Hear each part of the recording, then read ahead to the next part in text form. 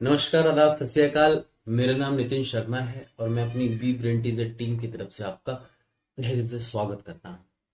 आज मैं आपको बताने वाला हूँ धर्म के बारे में। जी हाँ, ज्यादातर लोगों को इतना ही पता है कि ये हिंदू धर्म है, ये मुस्लिम धर्म है, ये सनातन धर्म है, ये ईसाई धर्म है, ये सिख धर्म। एक्चुअल में धर्म का एग्जैक्टली मीनिंग होता है कर्तव्य, यानी ड्यूटीज। कहने का मतलब ये हो गया कि अब मैं इस बात को इस तरीके से समझाने की कोशिश करूं कि अगर दो शख्स की लड़ाई हो गई है बाहर सड़क पर, रोड पे, जिसमें से एक आपका भाई है, सगा भाई है, और उसकी गलती है, और दूसरा जो दूसरा शख्स है उससे उसको आप जानते तक नहीं है और उसकी गलती नहीं है। तो अब कहने का मतलब ये हो गया कि अब आपका धर्म कहता क्या है। कुछ लोग उसूलों के पक्के होते हैं, कहते हैं मेरे भाई की गलती है तो मैं अपने भाई को मारूंगा, मतलब अपने भाई को बचाऊंगा नहीं और उस बंदे की हेल्प करूंगा, उसकी साइड लूंगा जिसकी गलती नहीं है, जबकि आप उसे जानते भी नहीं है। लेकिन कुछ लोग ये कहते हैं कि अ, मैं अपने भाई को बचाऊंगा, मेरा भाई, मतलब मेरा धर्म ये कहता है, मेरा कर्तव्य है अपने मेरे पहले भाई को बचाना। आपने रामायण देखी होगी, उसमें कुंभकर्ण जब भगवान श्री राम से लड़ने के लिए जाता है, तब उन्होंने बोला कि वो कुंभकर्ण ने बोला कि ये स्वयं श्री नारायण है। अपने भाई को, रावण को समझाते हुए कहा। तब उन्होंने यही कहा कि मैं जानता हूं मेरा भाई गलत है, लेकिन अभी मेरा धर्म ये कहता है, मैंने मेरा कर्तव्य ये कहता है कि मैं अपने भाई की बात को सुनूं और उसकी लाज के लिए, उसकी बात को रखने के लिए मैं प्रभु से लड़ने के लिए जाऊं। कहने का मतलब ये हो गया कि अब डिपेंड ये करता है, निर्भर आप पे ये करता है कि आप अपना कौन सा धर्म निभाएंगे। आप अपने भाई वाला धर्म निभाएंगे या सत्यता और असत्यता वाला धर्म निभाएंगे। तो ये डिपेंड करता है कि इंसान अपनी कौन सी ड्यूटीज निभाएगा, कौन से कर्तव्य निभाएगा। ये डिपेंड करता है उसके उन इवेंट से जो उसकी जिंदगी में पहले से घटित हुए पड़े हैं, उसके सबकॉन्शियस माइंड में पड़े। वो किस चीज को प्रायोरिटी कितनी ज्यादा देगा।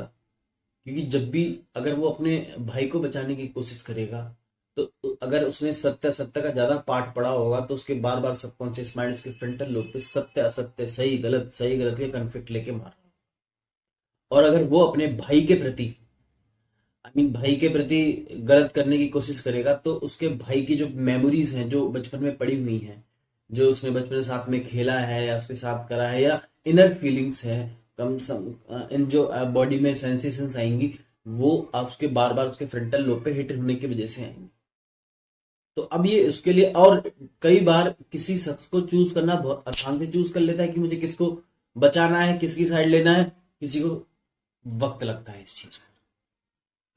बेसिकली यही कन्फ्लिक्ट होते हैं। इसी की वजह से इंसोमिया होती है, ज्यादातर रात में जो लोग सो नहीं पाते, नींद ना आने की बीमारी को इंसोमिया कहते हैं। जो उनके कन्फ्लिक्ट होते हैं कि मैं ये कर्तव्य निभाऊं अपना, मैं ये कर्तव्य निभाऊं, या मैं, तो धर्म ही कर्तव्य है।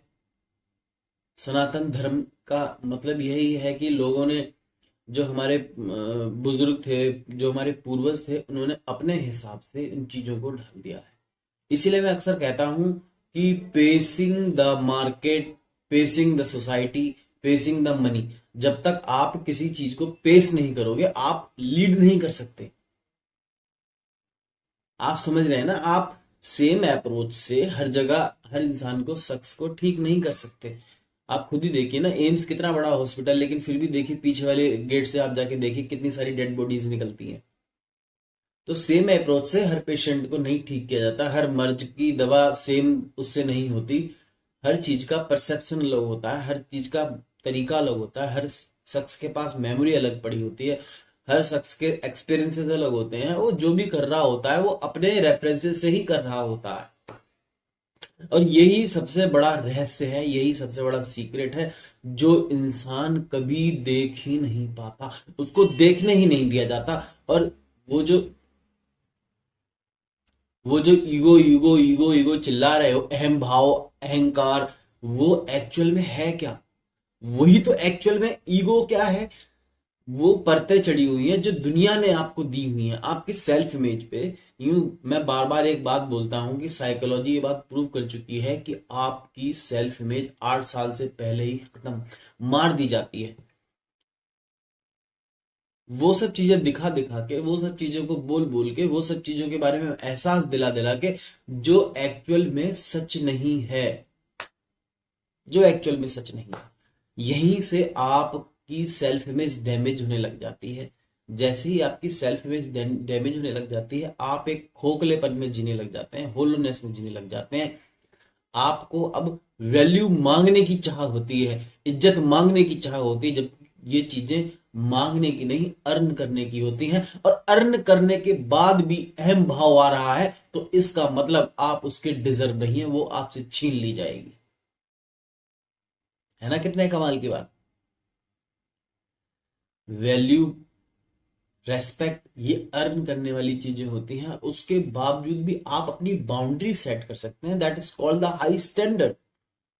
और हाई स्टैंडर्ड का मतलब ये नहीं है कि आप अपने पास ही किसी को ना बैठने दें, आप तो किसी के साथ कोई तकलीफ में है तो उसकी मदद ही ना करें। नहीं भाई, मैं तो गरीबों के पास या मिडिल क्लास वालों के पास नहीं जाऊंगा। ये सब नहीं है। हाई स्टैंडर्ड का मतलब ये है where you set the boundaries, where you where you stay away from that, where you set the boundaries, where you say कि नो मोर टॉलरेंस, अब आप इससे ज्यादा नहीं सह सकते। That is called the yield point of view. कि उसके बाद ऐसे इलास्टिक होते हैं ना, खींचते हैं खींचते हैं खींचते हैं, that's a time yield point is when you more last that that will break, वो टूट जाएगा। और उसके बाद फिर क्या होने वाला है अब जानते हैं। तो आप अपने आप को टूटने से बचने के लिए वो चीजों को कीजिए। और धर्म अधर्म यही है। मैंने एक कविता भी लिखी है, मैं शेयर कर दूंगा डिस्क्रिप्शन में, कि युगों के अंत का विनाश हिंसा से है सर्वनाश, धर्म अधर्म की ये आड़ किसकी जीत किसकी हार।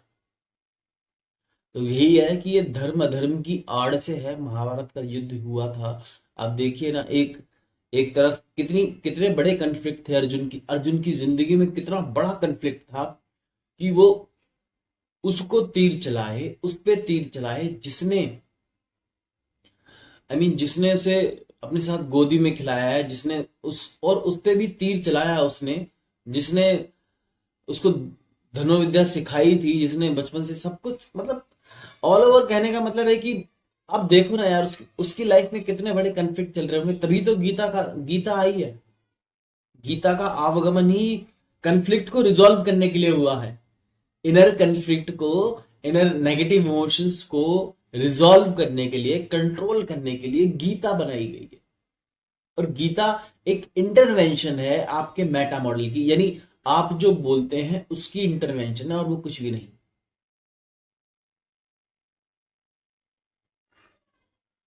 कोई शख्स आपके सामने गीता के श्लोक बोल के आपको डायलॉग बाजी कर रहा है, उससे पूछिए कि हाउ एग्जैक्टली, वो रिलेट करना चाहिए आपसे, वो बेनिफिशियस होना चाहिए। और आपके आपके इवेंट्स क्या है, आपके रेफरेंसेस क्या है, आपके ब्रेन के, आप क्या चाहते हैं, आप उसको एक्सेप्ट क्यों कर रहे हैं, उसकी इकोलॉजी चेक कीजिए। और अब आपको चाहिए क्या, उसकी इकोलॉजी चेक कीजिए। जब आप ये सब चीजें करेंगे तभी तो आपको सच में, जब आप उसकी इकोलॉजी चेक करेंगे और उसे रिजॉल्व करेंगे, तभी तो आपको समझ में आएगा, तभी तो आप अपना विजडम को यूज कर पाएंगे। तो धर्म क्या है, कर्तव्य, और कर्तव्य हम खुद चुनते हैं।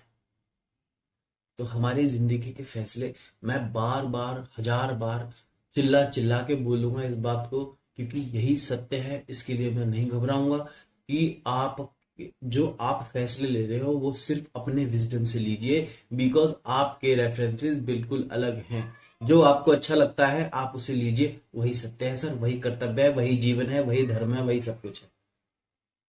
Thank you.